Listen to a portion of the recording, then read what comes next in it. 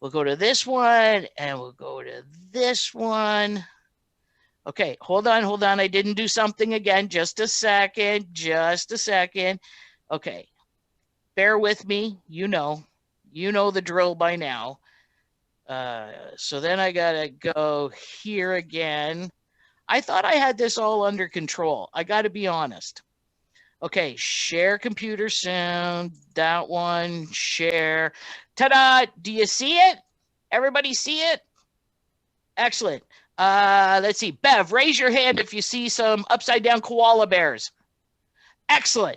So this is it. Look, I have a logo page, Adventures with Kelly. And this week, are you seeing the pictures over this? No.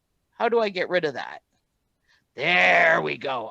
Okay. This week, can you all read that? We are off to the land down under for kangaroos and koala bears. Yay. Oh, where's my buttons? There they are. Okay. So we have to fly once again, one heck of a long way. I don't know why I keep picking these places so far away, but I do. So it takes over a day, once again, to fly there. And this time, there is no way we can fly directly to Australia. We have to stop in either France or Dubai. I'm going to choose Dubai because there's lots of money there. And it would be fun to look around if we had time.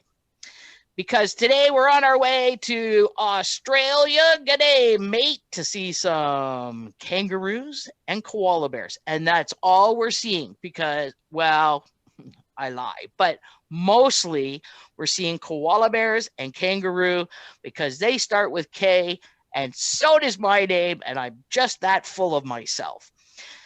And because our flight is long, very long, I thought we would fly first class. We get a bed. Let's see. See? Where's my pointer? Just a minute. I got to get my pointer. We get a bed. Like we could sleep and we could watch TV or play video games. We get to eat. And if we can't do any of that, this is where I think you'll find me at the bar. Just a sec. I have to admit some more people. There you go. Did I do it? I hope so. Okay. So once we've been on the plane and we've been sleeping and eating and drinking, we get out and, well, sorry, I jumped ahead once again, not following my script. Yikes, mate. It's going to cost us to fly there $10,847 each if we fly first class. I found tickets that if we weren't flying first class, it would only cost us $2,000 and something. But if we're going to fly that far, we're doing it right, folks. We're doing it right. So save your pennies. All right. So when we land, aren't they the cutest? We're going to fly to the southernmost part of Australia. And that's a city called Melbourne. Now, we're just going there basically because this is where I found out the koalas are. The koalas are in the southern part of Australia. And if you want to go see them really up close without being in a zoo, we have to go to a place called Raymond Island. And look at these three. Aren't they adorable? Couldn't you just eat them? It's my favorite saying. With a spoon? Now, I found this video, and we're even fortunate enough to get music with it and everything. So sit back and enjoy the cuteness. I stole it from somebody's blog. So bear with me while we have some shameless advertising for them.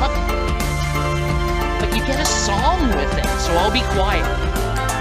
I know, not yet. Just wait. Here we go. So see, you have to get on the ferry. So these people are obviously driving their car across. And you'll hear the jaunty tune.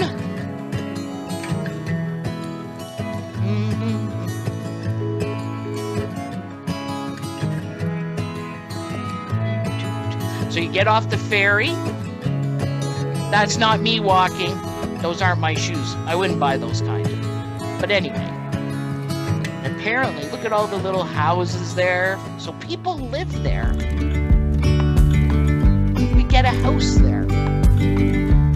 You have a koala instead of squirrels.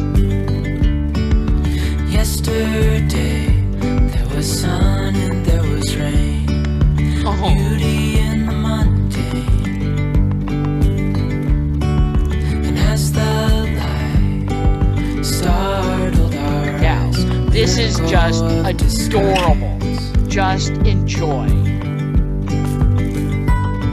And now, there's something in the air, and a sparkly shimmer on our skin, Oh. restoring everything within.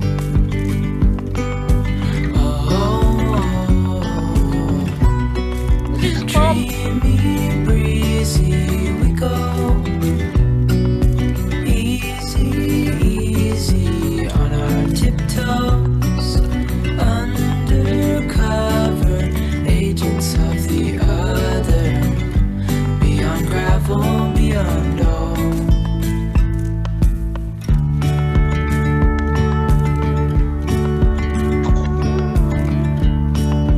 Hand in hand, building castles out of sand, reaching for the grand. Oh, his little tongue. As willows align, we lose track of time. Head up high, now we climb.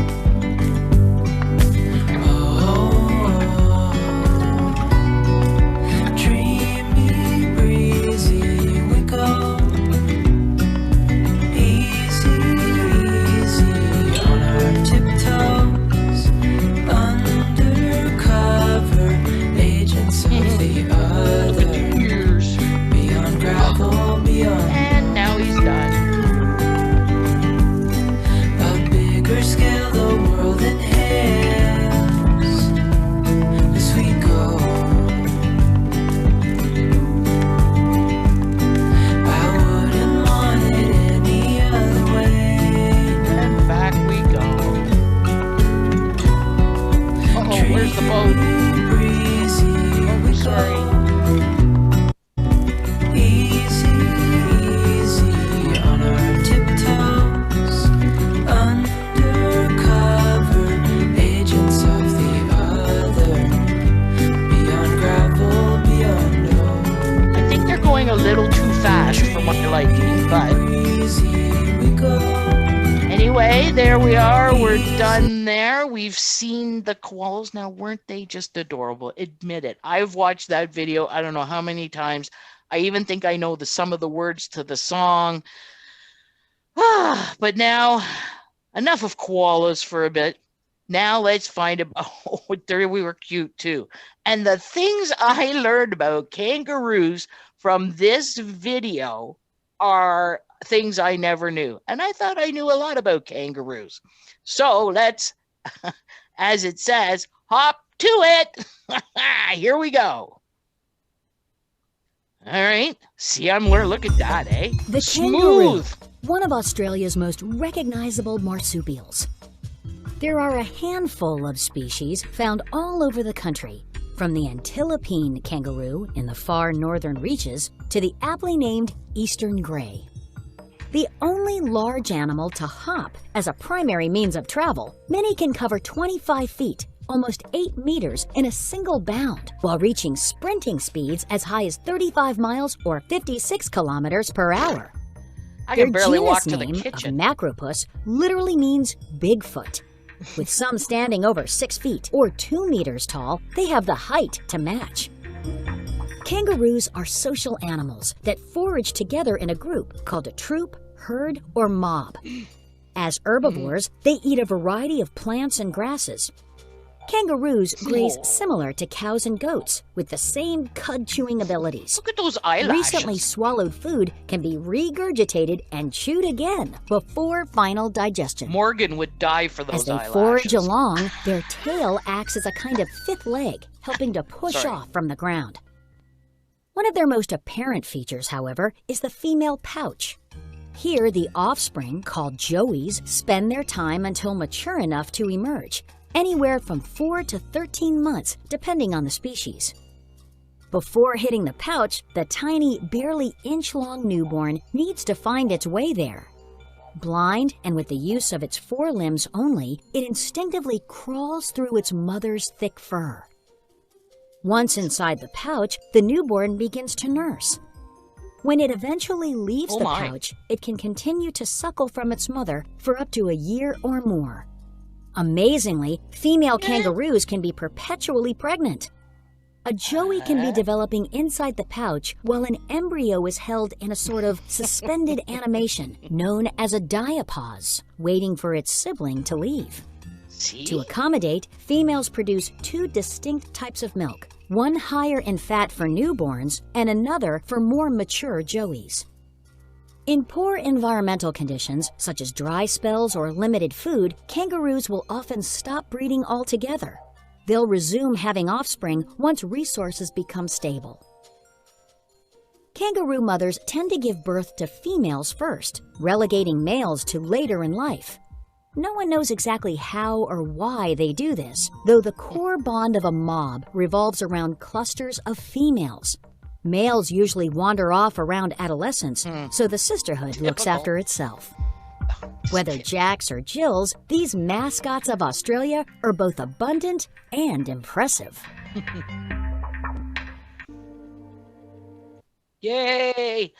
So, the other thing I found out as well is if you can't go and see them in the wild in Australia, they have them in zoos. Imagine that. So there's the Melbourne Zoo, where you can also see, obviously, lions and tigers and bears and gorillas. But this lady that's going to talk to us next talks to us about koala bears and gives us some interesting information. Please listen and enjoy. Where is she? Is she talking yet? No. One more. There we. Oh, no. I didn't want that one. I want this one. Sorry. There we are. See? I think I got it, and I don't. There we are. Hi everyone watching at home. My name's Sarah, and we thought we'd bring our Keeper Talks to your screen. Today, we're meeting the koalas. Hi everyone, and welcome to the Australian Bush Precinct of Melbourne Zoo. Today I'm going to be introducing you to our koalas, but I'm mostly going to be talking about koala bums and how you can use your bum to save koalas out in the wild. Now before we kick off with our talk, I'd like to pay my respects to the Wurundjeri people of the Kulin Nation, who are the traditional custodians of this amazing land, and who spent many years looking after our beautiful koala friends. We have 3 koalas that live at Melbourne Zoo. We have our beautiful boy Kareem, we have our lovely lady Kari, and we have their little baby Waru, who was just born a few months ago. Come on. You might notice that we have 2 separate koala enclosures. Kareem lives by himself, and Kari and her daughter live separately from him. The reason we do that is because koalas prefer it that way. They're very solitary. So Kareem and Kari only really hung out for a very short time when it was breeding season, and after that they were very happy to see you later. There are some small physical differences between a male and a female koala. So if you're looking at the differences between Kareem, our male, and Kari, our female, first of all, check out their noses. Female koalas have a comparatively dainty little nose, whereas Kareem has a great big honker, and that's typical of all male koalas. In fact, when little Waru, our little baby, was born, the keepers were really hands-off. We wanted to just give mum all the time in the world to hang out with little baby, because she knows best. So for a very long time, the keepers didn't know whether the baby was a male or a female, and the guesses they made that she was a girl was based on that cute little tiny little nose. So koalas spend a lot of time sleeping. In fact, here at Melbourne Zoo, we often joke that our koalas are the reigning hide-and-seek champions of Melbourne Zoo, because it's often quite hard to spot them. They'll be tucked up into a tight little ball at the very top of trees in their enclosure, all surrounded by greenery. And that's how they feel nice and safe out in the wild. Now, they spend about 20 hours a day sleeping and about 4 hours a day eating, which frankly sounds pretty good. Koalas can eat about 1 kilo of leaves a day, but those leaves are very, very specific. Here in Australia, we have over 700 different types of gum trees, but of all those different types, koalas can only eat about 10 species. And of those 10 species, koalas can only digest the tiniest, newest little baby leaves. Those tiny, fresh little new leaves have the lowest amount of eucalypt, and eucalypt is poisonous in big quantities, even for a koala. Now, I promised I'd tell you about koala bums. They are very, very important. You see, koalas spend so much time sleeping up in trees that it'd be very uncomfortable if they had a bum like us. Instead, they have a hard plate of cartilage, like bone, the stuff that our noses are made of, and that big hard plate of cartilage is covered by lots of fat and lots of thick, matted fur. Oh. And because of that, they have a little built-in deck chair, so they can sit in those branches for 20 hours a day or more and not get a sore bum. I'm also going to tell you how your bum can be useful for Australian animals. Oh my. You see, here at Melbourne Zoo, we've started a campaign called Wipe for Wildlife. And Wipe for Wildlife encourages people to switch to using recycled toilet paper. So next time you need toilet paper, make sure you pick up recycled toilet paper, and you'll be saving much needed land for our beautiful koalas and all the Australian animals that need our bush to survive. See? Think about that when you're shopping for toilet paper. And then these guys are at the Melbourne Zoo, and I just couldn't resist because they're so cute. And I wanted to show these guys to you. And they're the red pandas. Oh.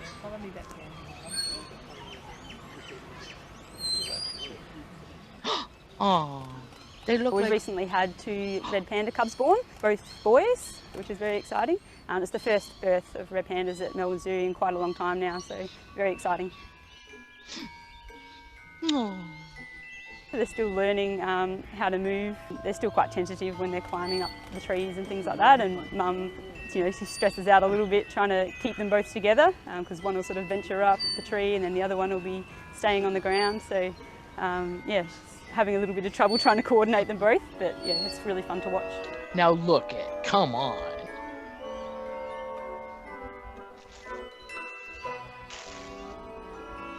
Always exciting having baby animals, but yeah, red pandas in particular, I think everyone would agree they're pretty cute. So yeah, we're all really excited and yeah, hoping that they continue to grow and develop and do well.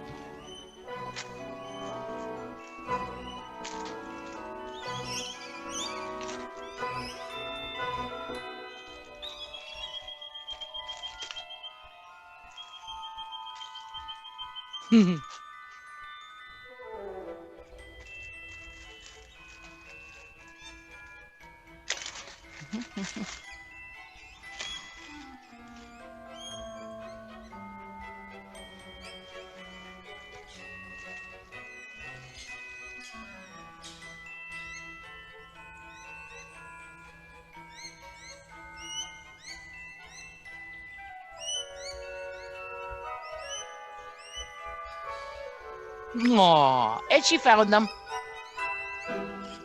Ta-da! Oh. Oh, and so therefore that ends that portion of our show, and I just thought I'd put up some other pictures because I thought that was really nice. And don't they look cute? And some more koalas, and there you go. So there's that. And just to end this, hey, I'm back, everybody. I hope you enjoyed seeing those koala bears. Like, if you're a diabetic, you're going to need some insulin. That was a lot of sugar. But to end it all, do you guys remember a couple weeks ago, my father-in-law gave us some Elvis records to show? Well, my father-in-law, John Arnett, is contributing to this show as well because he has a collection of Beanie Babies. And this week he contributed to the show. Oh, I'm very poor. The platypus Beanie Baby. Oh, come on. That's the cutest, right? And then the kangaroo Beanie Baby. So he has all of these. But the other thing about all of these, remember how he told us, and a koala bear Beanie Baby. Remember? So he has done research once again. So if you own any of these, they are actually getting up there in price. Like they're worth $15 each. So if you have Beanie Babies, hold on to them. Don't take the tags off. But that's our contribution from John Arnett this week. Who knows what he'll give us next week? He collects all kinds of things. Boop, boop, boop. So now we have these guys. And I just like to say, Cheryl Green, I see you. And how's everybody going to have a good week? The snow's going to go away. It's going to be warmer. I don't know why I'm giving you a weather report too, but I am. I just want to say thank you all for showing up. This is awesome. Next week, I was thinking of doing something super scary and extreme, like bungee jumping from a bridge or zip lining or something like with snow, maybe more snow, like helicopter skiing or all kinds of crazy stuff. And the other thing I wanted to end on is, do you remember, was it last week we went to the moon? I don't remember. But when we went to the moon I think it was yesterday or the day before, the first rocket ship with people in their new spacesuits and everything flew to the Space Center. So you know what? And their goal is to make it to the moon. So we weren't that far off thinking we could buy a place to live on the moon. And on that note, I'd like to thank everyone for coming. And I really am enjoying this. And I hope you keep stopping by because I'm having a lot of fun. So send me ideas of places you might want me to go. Be kind. You can tell staff or however you